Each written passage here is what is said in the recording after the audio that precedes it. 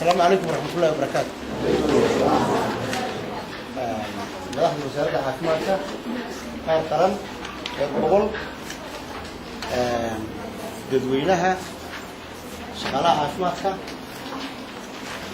mas'uuliyiinta kale ee warfaafinta iyo guud ahaanba dadka ka soo qayb galay xafladan ama munaasabadan waxaan ku salaamayaa salaanta islaamka assalaamu calaykum waraxmatullaahi wabarakaatuh. salaanta kadib waxaan jecelahay dadkiina meesha isugu yimiday waxaad u qaybsantaan laba qaybood qolo loogu talagalay wacyigelinta talaalka dabaysha iyo qolo kale oo ka soo qayb gashay oo xoojinaysa oo dadweynaha ka kooban. runtii in badan baan inta waxa kale soo taagay aan idhi ergan inay dadweynuhu wax nagu caawisaanada caruurtiina labada dhibcood nala siisaan ayaan in badan inaga codsanay. maanta iyadoo tii taagan tahay baan waxaan doonayaa in si ka ballaaran sidii hore aniga wada hadalno. run ahaantii inaad la socotaan iyo in kala warma qabo laakiin dadka intooda badani waxay daawadaan ama eegaan TV-yada ama Somali Channel ha noqoto ama Universal ha noqoto ama TV-ga qarankaba ha noqoto ama TV-yada kale caalamiga ah ka Soomaalida iyo meel walba ay waa la daawadaa. bariyahan dambe muddo 7 sanadooda waxaan ahayn meel ay ka nabad tahay oo aan free ka nahay cudurka aan ka li jirnay dabaysha booliyada waxaan ka ahayn free isku wada raaci Soomaaliya oo dhan ma Somaliland iyo Soomaaliya labadaba waxaan ka ahayn free 7 sanadood. nasiib darro waad la socotaan baan u malaynayaa waxa ka dhacay xamar maanta waxa xamar ka dhacay iyo baydhabo iyo jowhar yani waxyaabaha ka socda waad la socotaan. waxa weeyaan cudurkii aan lahayn 7 sanadood waxaan ka nahay free ee aan sugaynay in certification adduunku na siiyo baa dib u soo noqday Soomaaliya ka qarxay xamar buu ka qarxay uu socday baydhabo uu tagay uu socday wuxuu tagay jowhar marna ma dhacaysan inuu la sheegay inaga waayo dariiqu mu soo maraya dadkii xamar bay tagaan way ka yimaadaan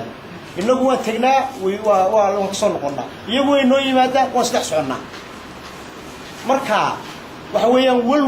walwalkii hore ka badan ayaa taagan cabsitii hore ka badan ayaa taagan. waxaa dheer intaa xamar xaggan kalena Yemen buu ka qarxay Sancana waa laga waa maqashay marmay raadiyada ku maqashay. tusaale waxay nagu filan madaxweynihii Soomaaliya ra'iisul wasaarihii Soomaaliya maxay dhacday ninkii baarlamaanka haystay Soomaaliya oo habeen hore ama habeen saddexaad booliyo la siinayo inaad aragtay in kala mooyaan wada aragtay marmay booliyo isagoo carruur ma ahayn laakiin waxa loo siinayay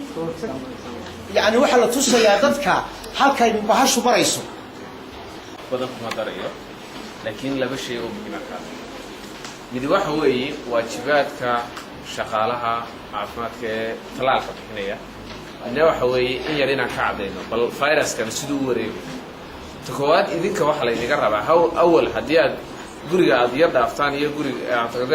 guriga aad dhaafteen inuu inagu noqon karo caqabad umadeena marka idinka waxa nagu la dardaarmaya inaad guri kasta isku daydaan inaad garaacdaan oo waliba hooyadii aabbaha ku qancisaan in talaalka ilmaha yar aad qaato. qolada wacyigelintana waxaan leeyahay waxaad isku daydaan in qof kastaba aad u sheegtaan inuu talaalka socdo. taas waa taa. mid labaad ee kale siciid baa ka dhawaajiyay virusku guuraya border ma laha meel xadad kala xidhaya ma jirto. viruskan imika Soomaaliya haysta waxa laga soo waariday oo laga keenay Nigeria Western Nigeria UK ilmihii horeeyo ku dhacay 13 jir buu daada 5 sano uu ku weyn saacada imkaan marina waxay marayaan 12 qof. marka uu ku dhaco qofka talaalka uu ku dhaco viruskaasi qofka qof case la helo waxa uu dhex wareegayaa oo kale 200 caruur oo ku wareegsan ayuu virus ku jira yaa laga filayaa inuu hay had malaynaysan caruurteena aad u soo virusku ma aha mid laga bogsanayo ma aha mid aad ka noqonaysa mar hadduu ilmaha ku dhaco halkaas ilmaha permanent damage uu gaarsiinaya ilmahaas paralysis uu noqonaya ilmahaagiyo hadduu 20 sano sii noolaado culays intee leeg buu kugu haynaya waxba ma baranayo ma soconayo wax ma qabsanayo culaysku aad ku saarayn marka waxa loo baahan yahay bulshadana u dirayna si aan uga badbaadno viruska wareegay yaman buu ka qarxay 3 kiis baa lagu hayaa sidoo sheegay 3 kiis baa lagu hayaa Kenya Dadaab iyo jooga waa la filayaa Ethiopia borders fara badan bay ka filan haddii inagu filan yihiin dhulkaas oo dhan inagu wali lama hayo any case la hayaa mid laakiin isagu border ma laho iska daa Nigeria inta u jirto Soomaaliya ayuu ka yimid South Central Soomaaliya inta inoo jirto laga imanayo sidoo uga iman kara midda kale waa la isku socdaa maalin kasta intaas oo qof barbaratnaa intaas oo marka waxa loo baahan yahay bulshada looga baahan yahay si loo control xanuunka in iyadoo gacmaha oday islaan inaan gacmaha la isaysto in laga wada horto midda kale sicid baa sheegay waxa 10 cisho loogu wixii waxa la dagaalamayaa inuu viruskaas soo noqdo bivalent valida talaalkan la isticmaalayo bivalent waxa weeye waa strong 1+3 waa nooc booliyada kamida awood badan virusku inuu dhulka ku faafo laga baqay marka waxa loo baahan yahay bulshada waxaan u dirayaa inta halkan fadhida shaqaalaha caafimaadka iyo isku jirtaba qaybaha kale bulshada iyo inta daawad doontaba waxaan u dirayaa in virusku uu soo galay Soomaaliya aw loo soo gudbi karin marka waxaan codsanaynaa inaad ka wada qayb qaadataan talaalka ilmeena la siiyo 4 cisho si fiican oo ay xushmad iyo qadarin iyo mas'uuliyad saaran tahay qof walba uga qayb qaato waqti ka soo qaybgalayaasha duumaysan wada qorash ku jirta ubadkiin talaal kaliya oo baahna kunti laakiinse malaha caafimaadku uu ka yar dheereeyaa qaybaha kale baan maraynaya oo dee ubadkii markuu dhasho in aqoon la baray waa laga maarmaan in waxbarasho uu helay waa laga maarmaan tarbiyadiisina waa laga maarmaan iyo korriinkiisa haddaba dhinaca caafimaadka markaan u soo noqdo haddii ilmahaasi laga talaali waayo waxaa gaari doonaa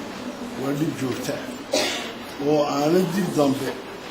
aan looga daaweyn karin 2 dhibcood ayaa kaa badbaadinaya ilmahaagii oo 30 sano haddii waqtigiisuba gaarsiiya hadduu noolaado adkaadii xarba ka tahay dhaareel meeran noqon oo ilayn murqihii shaqaynayoo dhan ayuu baabiinayaa xididadii neerfiska ay nuula jirneen wada garanayo ayuu baabiinaya hadduu soo dhex gala magaaladan ama Soomaaliland meeshii la doono waxa la yiraahdaa ee inta ubadahee ku nooliba waxay u yihiin in ay qaadaan ayaa suurtagal noqon karta waxaan si dhib yarna ku filan si dhib yarna loo kala oo adiga ama anigaba waan istabaal doona sidoo sicid sheegay ayaa qaaday maanta waan la hadlayaa calaamad bimalihiga wuxuu ku fidi saxaraday imisa caruur ah oo 2 jir ah ama 1 sano jirta ayaa banaanka yar saxarada dhigtay way badan jarruti aad ugu faafaa meelaha nadaafadoodu ay liidato qofkii aan calaamad lahayn wuxuu samaynayaa intaas oo virus ah oo booliya ah ayaa la soconaysa saxarada qof kala taaban kara cuntay ku dhici kartaa biyay ku dhici kartaa intii cabtay oo dhan ama cuntada cuntay waa suurtagal in ay qaadi karaan runtii imika siday mas'uuliyiintii ugu horreeyay idinku wada sheegeen dee waa agteena wuxuu jooga marka xamalaan ka hadlay jawharan ka hadlay baydhabo ka hadlay berri ka maalin haddii carruurtaa la talaali waayo geedibteeda yeelan doonta gobolkeenu gobollo badan ama waddanno badan ayaynu jaarlana حقا waa Ethiopia ogtiin xaggan waa Djibouti xaggan waxa weeyaan Yemen meelaha aadka looga baqayo Djibouti ku jira ay Ethiopia ku jirta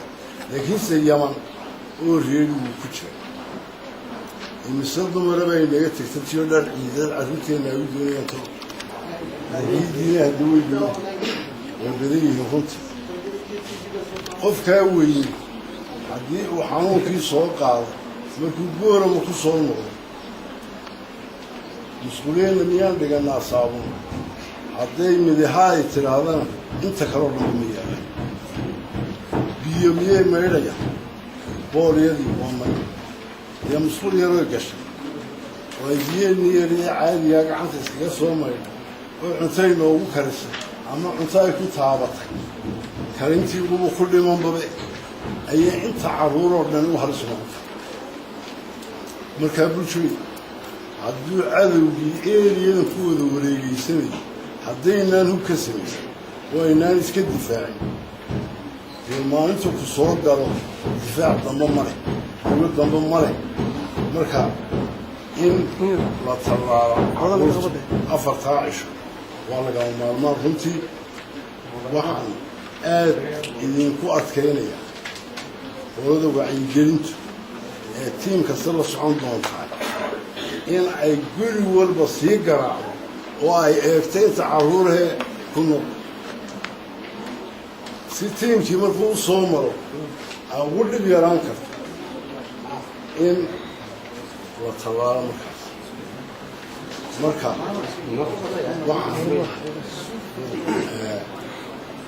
waxaan inkula dardaarmayaa horta haddaan caafimaad nahay mas-uuliyaddeedu waxay inaan sheegno dee waan sheegay